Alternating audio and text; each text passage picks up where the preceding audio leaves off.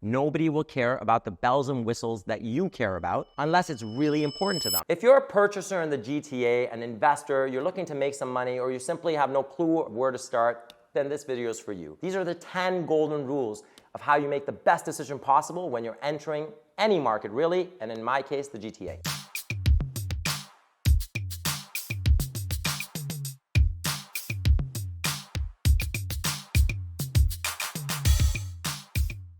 Hi, I'm Amir. I'm an engineer turned realtor. I've been doing this for 15 years and I love what I do. We've done everything from flipping properties, property management, renovation, small scale, large scale. And we work with tons of buyers, sellers, and investors every year. We sell on average 40 to 50 properties a year, and we've been doing so for as long as we've been doing it. The purpose of these videos is to share educational content, be transparent about the real estate market, and debunk some of the most common myths. At the end of the day, the most joy I get is when I connect with people and talk with people. So that's what I want to do. We're going to go backwards. So rule number 10, keep properties. It took me a long time to learn this rule. When we first started out, we had very set amounts of money, so we needed to basically continue to recycle our money so that we were able to have enough to be able to eventually keep. That's when I learned the value of actually keeping properties. When you keep a property long term, it's often the case that you end up benefiting from your neighbor's rental, the guy down the street's rental, and you don't have to actually do anything other than to hold on to it for a little bit longer, and you'll often do better than you would have had you just flip the property right from the start. Rule number 9, nobody's going to care about a golden toilet. Oftentimes, people overspend on their renovations, but you have to keep in mind, you renovate for the demographic that you're actually catering to. If you over-renovate for the area that you're actually purchased in that location, nobody's willing to pay you at the end, then that should only be subjective. But if your intention is to basically put in things where you're gonna get value out, don't over-renovate. Nobody will care about the bells and whistles that you care about unless it's really important to them. And that is not a broad demographic. Renovate based on the demographic that will purchase your home down the line. That is the surest bet you're gonna see an ROI on that investment. Rule number 8, don't over leverage. Leverage is good and it's a critical component of growing a portfolio. However, if you over leverage, then you're gonna find that your portfolio is not healthy. What do I mean by that? If you buy property 1 and you bought it for, let's say, $700,000, and then you renovate it and end up taking tons of equity out of that to buy property 2, then from property 1 and 2, you buy property 3, et cetera, et cetera. And in a current environment where inflation is really high and rents are not going higher than what the LTV allows, you're running negative cash flow on property 1, 2, 3, et cetera, because you leverage too much. It's good to leverage if you want to grow your portfolio, but always keep the numbers in mind. Rule number 7, run your numbers. This is obvious, but oftentimes I find people don't. The very first time you should run your numbers is when you make the purchasing decision. And if you're gonna renovate, you also build that into the model. At the end of the day, if the numbers don't work, do not use emotions to make a decision. The only thing that matters are the numbers. The only time that is not true is if it's not about the numbers, it's not about profit, and it's a house that you're simply buying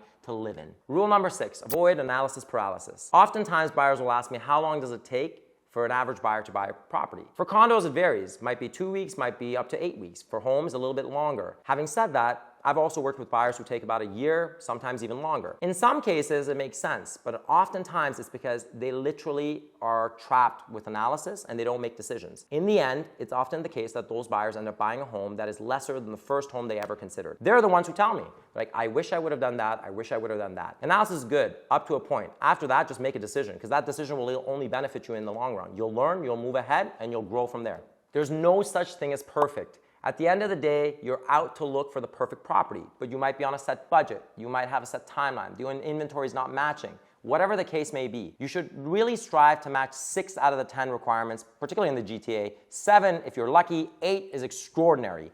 Don't overthink it. Buy a property that matches your ultimate goal and go for it. If you look for perfect, you're never gonna find it, just like in real life. Rule number 5. Leave yourself a buffer. Everyone knows this. Whatever your intentions were when you got into this project, if you're a flipper, an investor, even if you hold long term, you're always going to go over timeline and budget. This is common knowledge, but people do not build it into their models. How much? 20 to 25% at minimum. 30 would be even more healthy. This way, you're not caught in a trap. Make sure you leave a buffer. Rule number 4, buy the property that best suits your needs and has the highest possible outcomes, or outs as I call them. If you buy a condo, for example, as an investment, there's not much you can do to change it. At the end of the day, it'll have the same layout as anything above it or below it, particularly in high rises. So really the aesthetic is the only differentiator.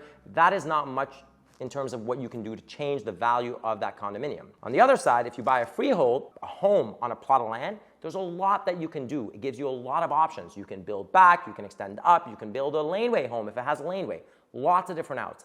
The property you buy will dictate the possible profit or ROI you can make in the end. So buy the right property. Number 3, and possibly for some, number 1, location, location, location. This couldn't be truer. Your location dictates the possible return on the investment as well as the plot of land that you buy. Because certain demographics have certain affordabilities. Certain types of families will live in that neighborhood. So obviously, that is really your capped return. So you must understand the location. On top of that, you want to buy in locations that are obviously convenient. Close to transit, close to amenities, close to schools, close to parks.